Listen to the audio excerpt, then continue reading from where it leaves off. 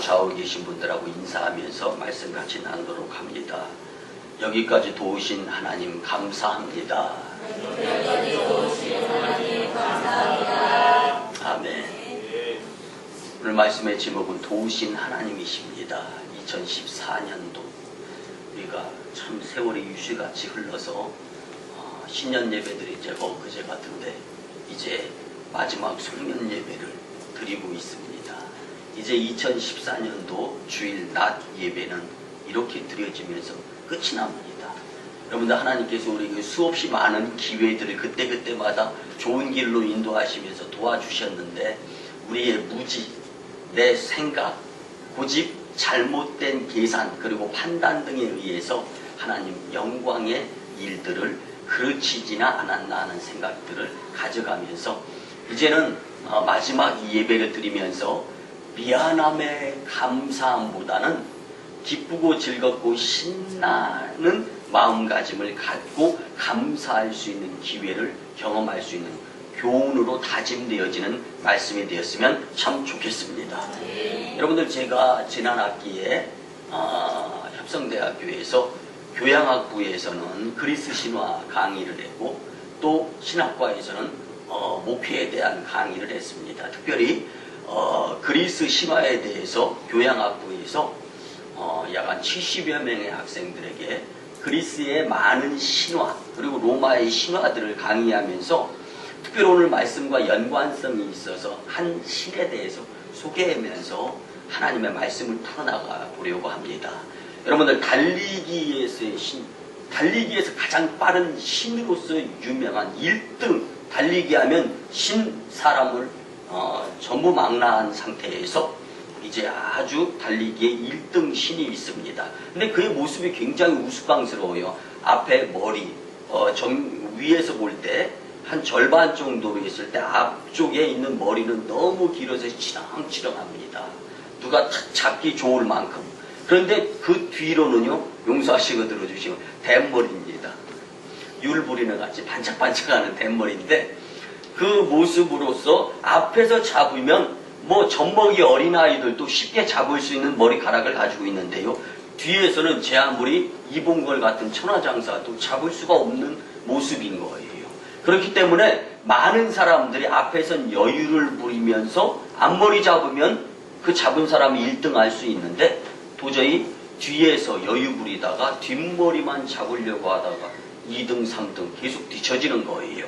이런 모습으로 살아가는 자들, 특별히 달리기 경쟁에 있어서 앞에서 잡으면 기회가 주어지는데 앞에서 잡지를 못하는 거예요. 그래서 2등, 3등, 뒷머리가 없는 뒷머리만 만지작거리다가 꼴등하고 하는 그러한 신과의 관계가 있었는데 모두가 1등을 하고 싶어 합니다.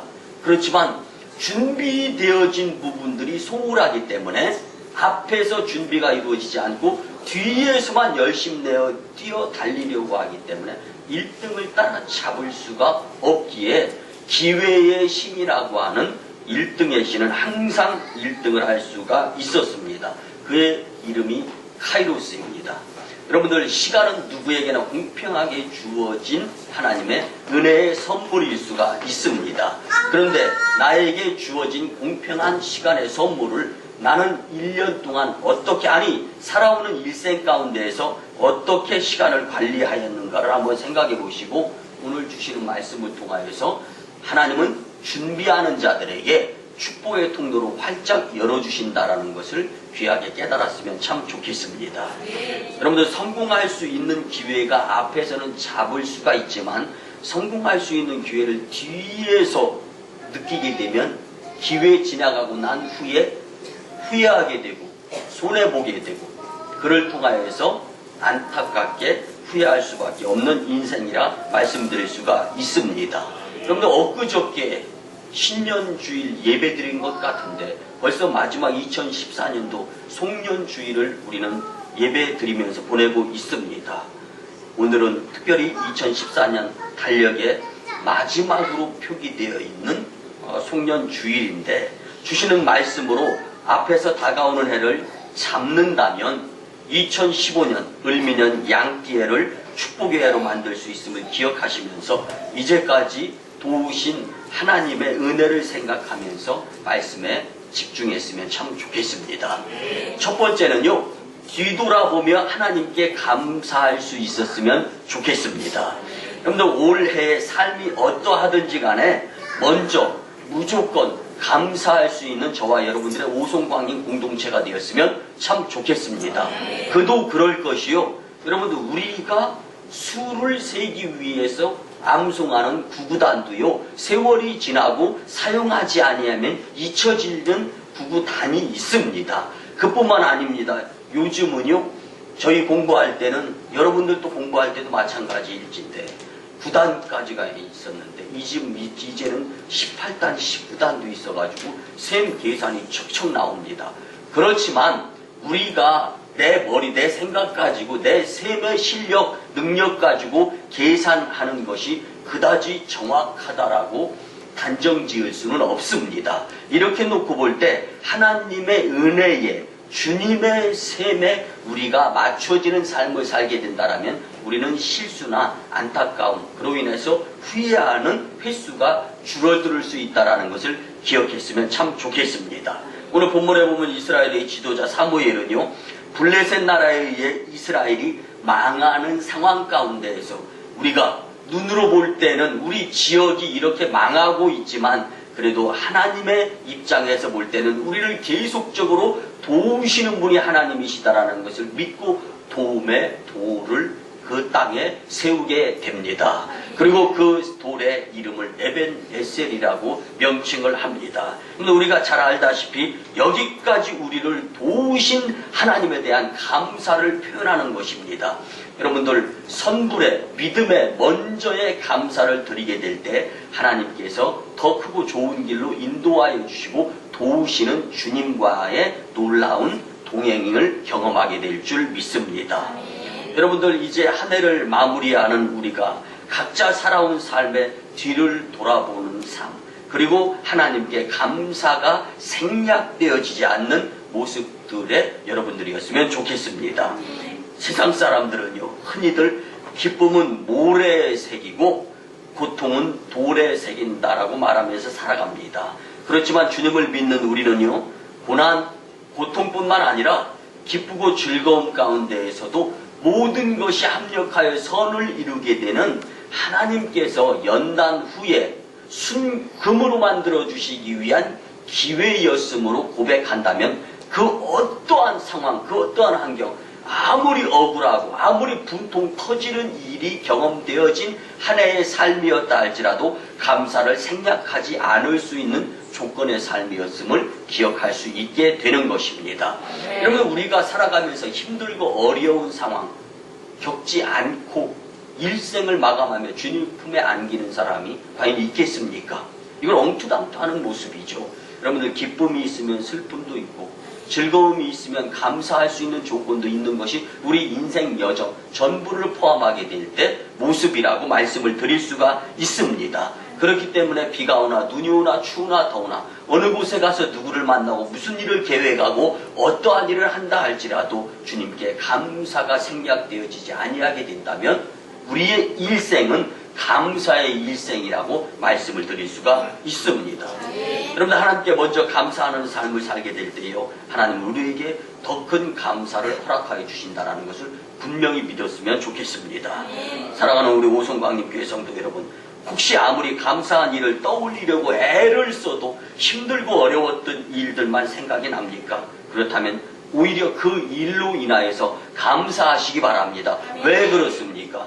우리가 요단강도 건너야 되고 환난의 때도 임하게 되는데 그때 평안했던 삶, 안녕했던 삶만 살아가고 그 삶에 적응이 되고 그 평안한 삶만 습관이 들어진 자라면 한 번의 고통에 무너지고 사탄의 시험에 꼬임에 넘어갈 수밖에 없는데 우리를 이미 훈련시켜 주셔서 고난도 고통도 능히 이기게 하시는 하나님의 위로하심을 우리가 경험하였다라면 이것이 우리의 삶 가운데 또한 감사의 조건이 감사의 조건이다라는 것을 우리는 기억할 수 있어야 됩니다.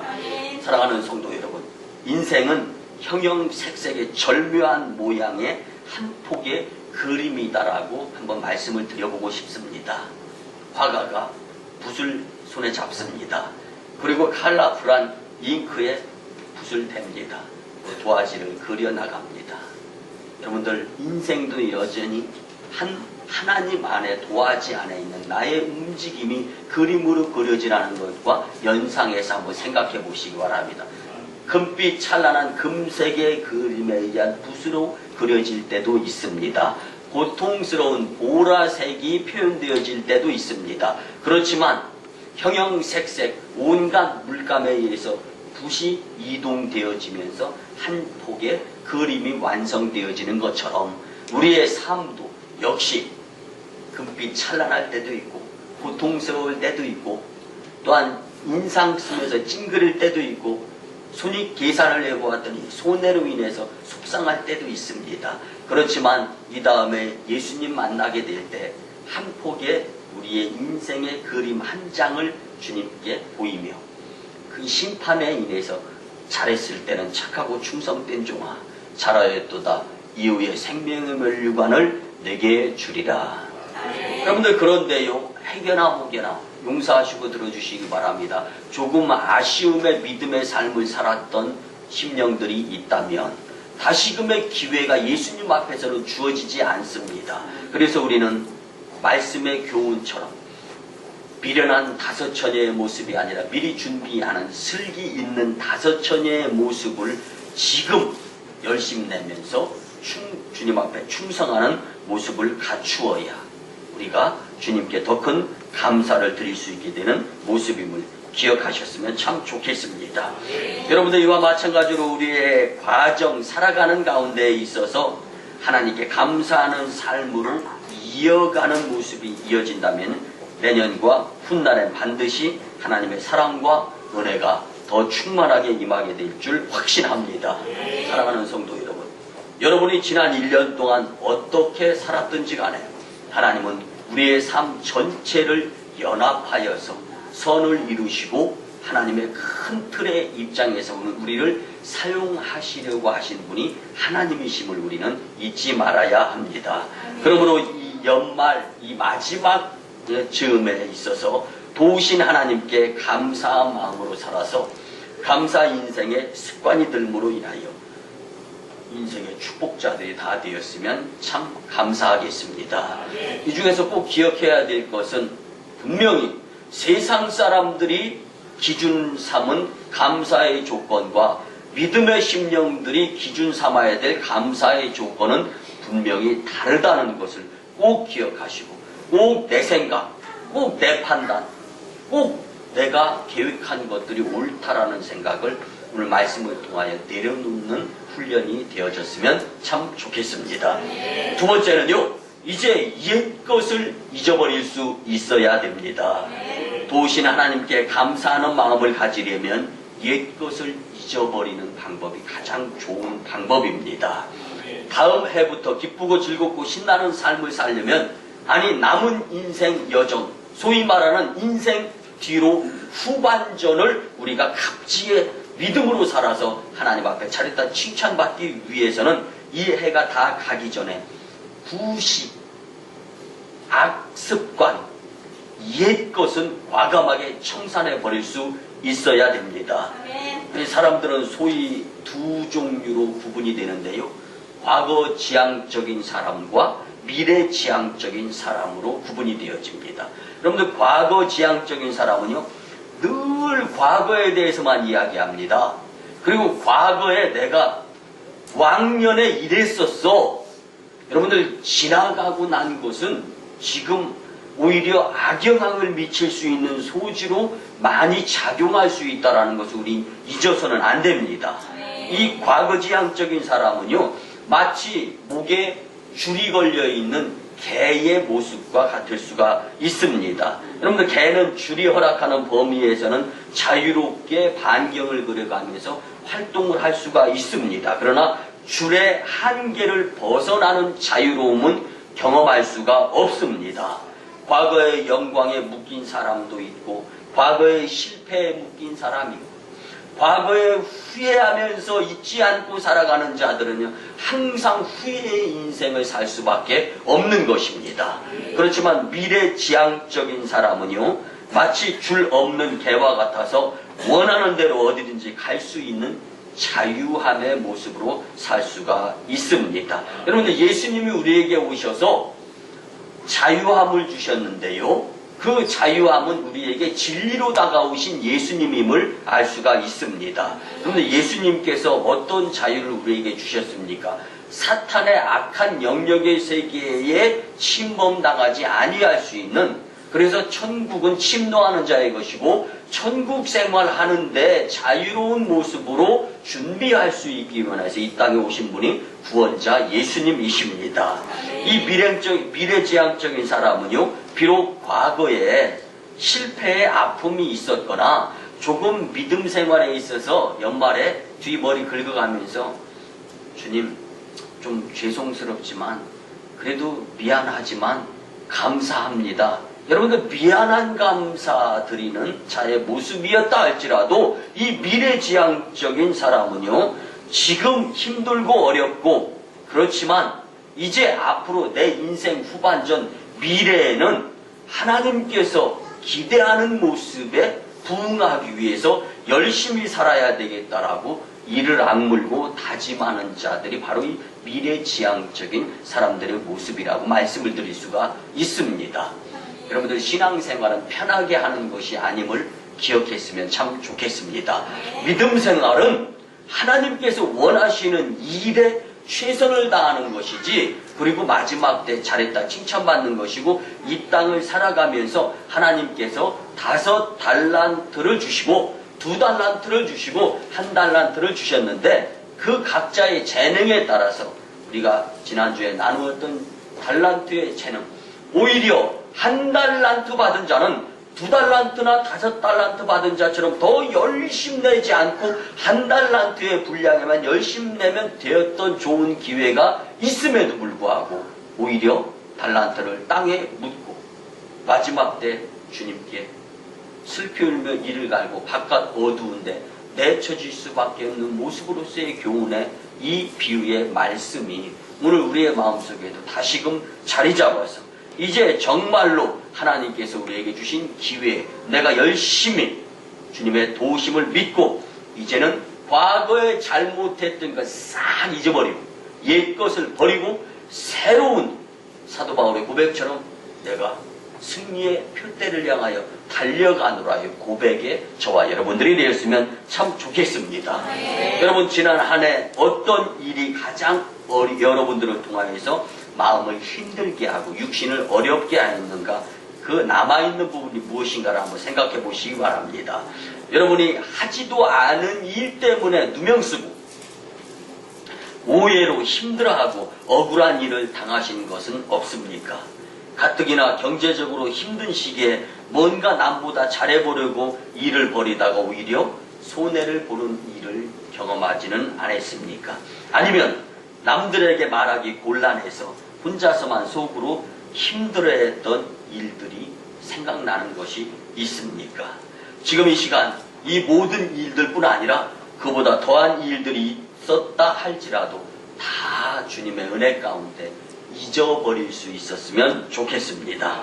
그래서 전능하신 하나님 아버지께서는 이사야 선지자를 통하여서 이사야 48장 18절 19절에서 이렇게 우리에게까지 영향력의 말씀을 선포해 주셨습니다. 너희는 이전 것을 기억하지 말며 옛날 일을 생각하지 말라. 보라, 내가 새 일을 행하리니 이제 나타내리라.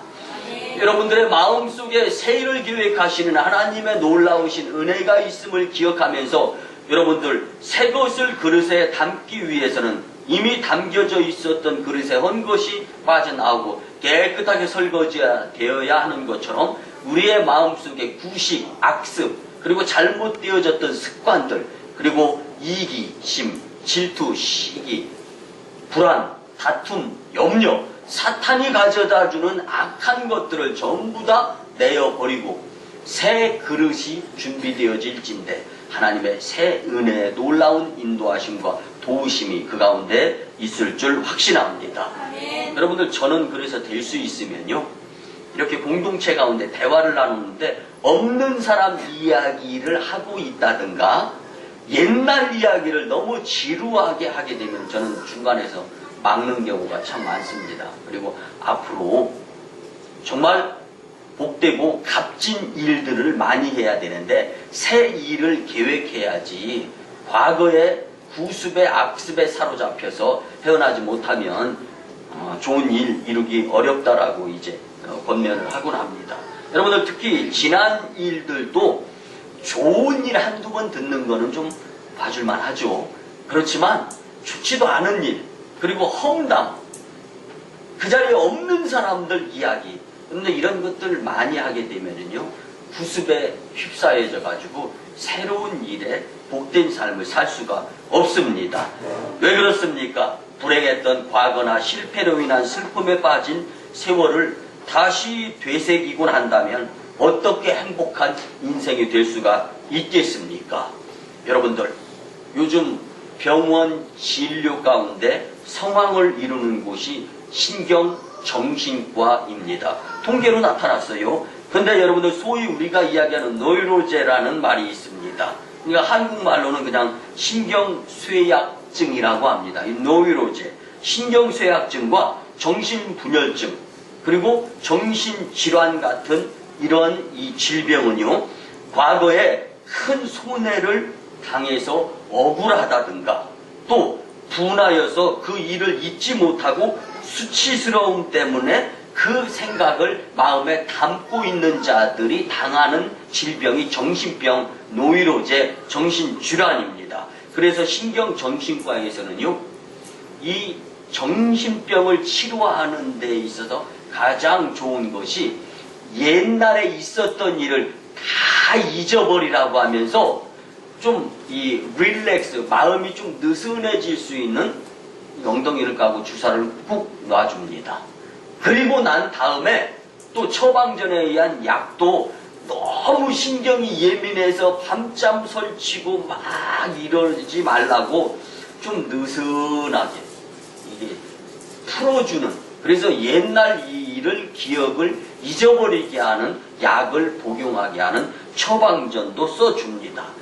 여러분들 어떻게 보면 이 모든 일들이 공중 권세를 잡은 사탄의 소행이라고 봐도 과언이 아닙니다. 사탄은 언제 어디서나 틈만 나면 사람에게 찾아와서 고민하게 만들고 잠 못 자게 만들고 하나님 일 열심히 하려고 했는데 그 열심 내는 마음을 가라앉히게 하고 그 무엇인가 세상을 향하여서 악습에 다시금 발걸음을 내딛도록 하나님 일의 방해꾼이 바로 이 사탄이라고 말씀을 드릴 수가 있습니다. 그러므로 성도님들은요, 사탄이 가장 싫어하는 은혜의 십자가, 그리고 교회. 그래서 우리 오송광림교회가 여러분들 이 송구영신 축복 예배가 31일인데 수요일이에요. 여러분들 그런데 뭐 다른 교회 이야기할 것 없습니다. 우리 오송광림교회는 수요일 저녁 7시 반 예배도 드립니다. 여러분들 아시잖아요. 모이기에 더 열심 내는 교회가 남은 교회로서 전세계 5대양 6대주에 100명 이상의 선교사를 파송하면서 부흥하는 큰일을 맡은 교회가 될 수 있습니다. 그리고 다시 11시 반에 모여서 우리가 송구영신 촛불 예배를 드립니다. 여러분들 한 번이라도 주님 전, 주님의 피값으로 산, 예수님의 피값으로 산 성전의 발걸음이 한 번이라도 더 옮겨지는 것이 귀찮게 여겨지는 성도님들이 계시다면 오늘 말씀을 통해서 바꿔 먹으시기 바랍니다. 오늘 신앙생활, 믿음생활, 교회생활은 편하게 하는 것이 아니라 열심히 하는 것입니다. 옆에 분들과 함께 나누시기 바랍니다. 신앙생활은 열심히 하는 것입니다. 여러분들 우리가 살아가면서요, 열심 내는 사람들의 미래는 남 다르게 되어 있습니다. 그런데 남과 같이 해서는요, 절대로 남 이상이 될 수 없습니다. 여러분들 믿음 생활도 남 이상이 되어야 축복의 삶도 남 이상이 된다라는 것을 비례의 마음을 가졌으면 참 좋겠습니다. 사랑하는 성도 여러분, 하나님은 긍정적이고 적극적인 신앙으로 살아가는 자녀들에게 축복의 밝은 미래를 열어주십니다. 옛것을 잊어버리고 꼭 새해엔 하나님이 우리에게 주시고자 하시는 은혜의 삶의 인도함을 받았으면 참 좋겠습니다. 마지막 세 번째입니다. 하나님의 도우심은 끝이 없음을 믿으시기 바랍니다. 도우시는 하나님의 은혜를 깨달은 성도들에게 있어서 주님께서 주시는 복의 분량이 지경이 넓혀질 수 있었으면 좋겠습니다. 여러분들 우리가 잘 아는 미국의 베스트셀러였던 뿌리, 이 책의 작가인 알렉스 헤일리가 있습니다. 그런데 이 뿌리라는 글을 쓰고 영화로도 나오게 되고 또 세계적인 베스트셀러가 되었고 유명한 이 작가가 되었던 알렉스 헤일리가요, 자신의 사무실에 이상한 그림 하나를 액자에 넣어서 정면 벽에, 집필하는데 정면 벽에다 걸어놨습니다. 이제 유명해졌기 때문에 많은 사람들이 그의 집무실을 들릅니다. 헤일리 집무실에 들러서 그 벽에 있는 그림을 보는데요, 전부 다 궁금해하는 거예요. 외벽을 두고 탑 꼭대기에 거북이 한 마리가 올라가 있는 겁니다. 누가 봐도 그 벽을 타고 올라간 스스로의 거북이의 그 자리라고는 상상이 가지 않는 그림의 한 모습이었습니다. 그래서 많은 사람들이 올 때마다 묻습니다. 참다 못해 한 기자가 왜 이 이상한 그림을 저 벽에다 붙여놨습니까? 라고 물었을 때 작가 헤일리는 이렇게 대답했습니다. 난 내가 쓴 작품을 보면서 자랑하면서 교만한 마음이 들 때가 많이 있습니다. 그럴 때마다 저 그림을 보고 생각하고 겸손을 배웁니다. 저 거북이가 스스로 저 높은 담장을 혼자 오른 것이라고 생각하는 사람은 아무도 없을 것입니다. 내가 이 자리에 오기까지 나 혼자 오로지 이 자리에 온 것이 아니라 하나님의 도우심 때문에 가능한 것이었습니다. 이 생각에 스스로 교만하지 않고 하나님께 감사하는 마음을 잊지 않기 위해서 저 엉뚜당뚜하는 그림을 집무실 벽에 붙여놓고 마음의 교훈을 삼고 있습니다. 그의 마지막 이야기는 이랬습니다. 뒤돌아보면 교만할 때보다 겸손함으로 하나님의 도우심을 인정할 때 더 훌륭한 작품이 나왔습니다. 여러분들 우리의 삶 가운데 그 무엇인가 할 수 있다는 그 자신감이 오히려 하나님의 일을 그르치는 방해의 요소로 작용하지는 않았을까? 내 판단에 의해서 여러분들 용서하시고 들어주시기 바랍니다. 목회자는 일주일 내내 교회에서 삽니다. 성도님들이 발걸음을 옮기는 만큼 교회 생활을 합니다. 목회자는 목회자의 기도만 드리는 것이 아니라 오히려 성도님들을 위한, 교회를 위한 기도의 시간을 더 많이 갖습니다.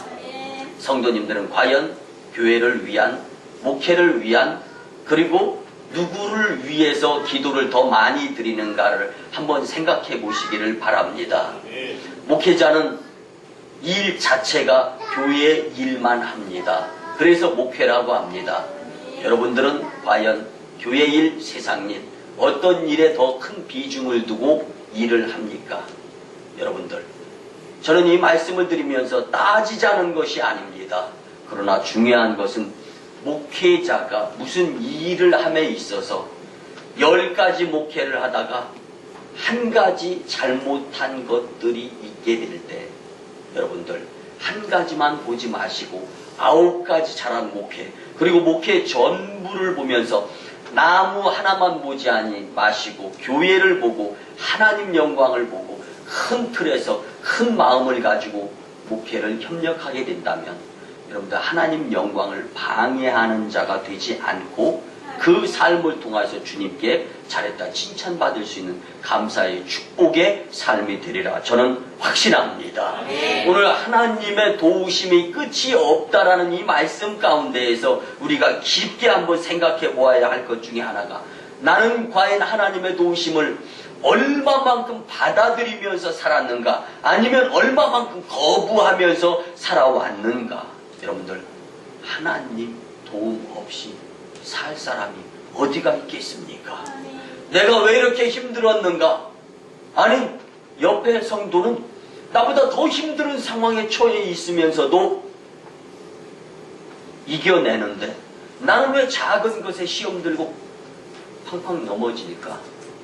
여러분들, 저는 1월달 즈음만 되면 사랑한다 현진아의 작가, 이 글을 쓴 이 장기호 이 목사님이 생각납니다.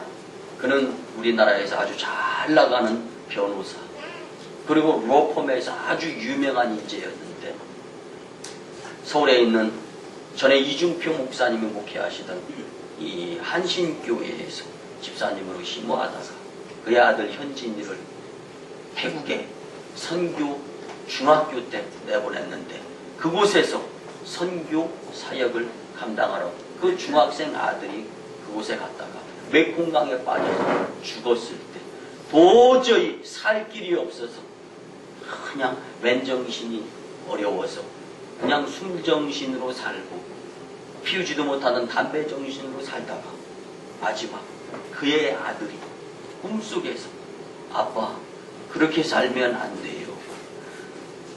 그 모습을 보면서 현진아, 천국이냐? 그러면 배는 안 고프냐? 잠은 잘 자고 있느냐?